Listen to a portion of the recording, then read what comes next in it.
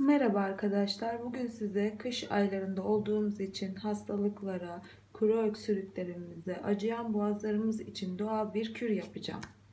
Çocuklarımıza da gönül rahatlığıyla verebilirsiniz. Kullanacağımız malzemeler: yarım çay bardağından biraz az pekmezimiz, bir tatlı kaşığı kadar, biraz az da olabilir, tereyağım ve bir tatlı kaşığından biraz az limon suyu. Hemen şu şekilde yapımına geçelim. Bunu ilk önce cezvemize döküyoruz.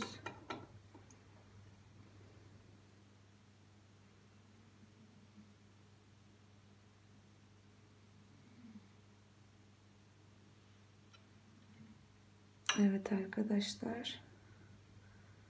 Şu şekilde. Sonra tereyağımızı içerisine alıp eritmeye geçiyorum arkadaşlar. Şu şekilde.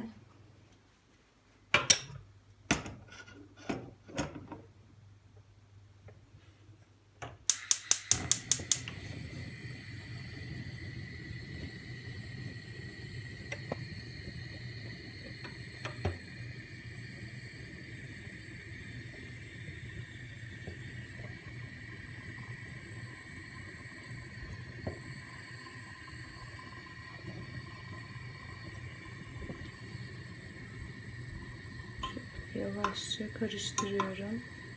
Yalnız kaynamamasına dikkat edin. Şöyle bir dakika.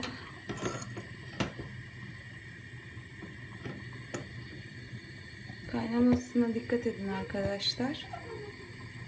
Sadece eriyecek.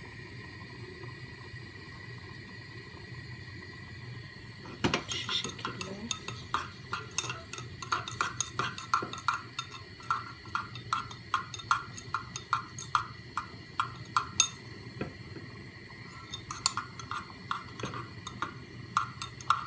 Görüyorsunuz zaten hemen eridi. Kaynamamasına dikkat edin.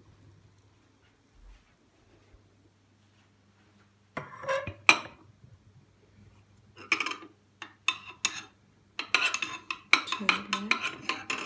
Sonra limon suyumuzu içine döküyoruz ve karıştırıyorum arkadaşlar.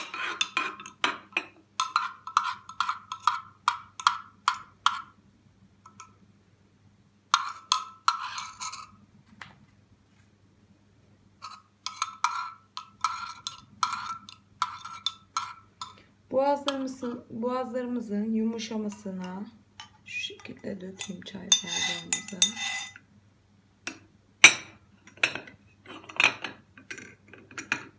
Evet arkadaşlar, boğazlarımızın yumuşamasına, kuru öksürüğümüze iyi gelecek bu karışım. Ilıyınca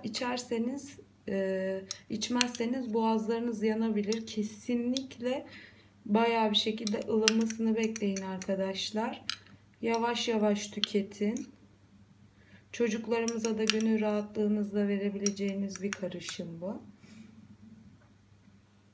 Yalnız arkadaşlar, bu kürü yaptıktan sonra ve içtikten sonra bu kürümüzü kesinlikle 20 dakika ve 30 dakika üstüne su, meyve suyu veya yemek, meyve, hiçbir şekilde bir şey tüketmeyin arkadaşlar. Çok sağlıklı bir kürdür. İçtiğimizde faydasını göreceksiniz. Öksürüğünüzün yumuşattığını, yani bayağı bir giderdiğini göreceksiniz arkadaşlar. Bu şekilde çocuklarınıza da verebilirsiniz. Çocuklarınızın da kuru öksürüğü, boğaz acısı, yani boğazı acıyorsa içirebilirsiniz.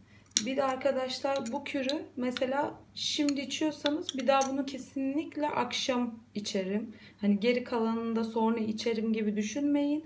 Kesinlikle bir defalıktır. Her yapışınızda taze olarak yapın.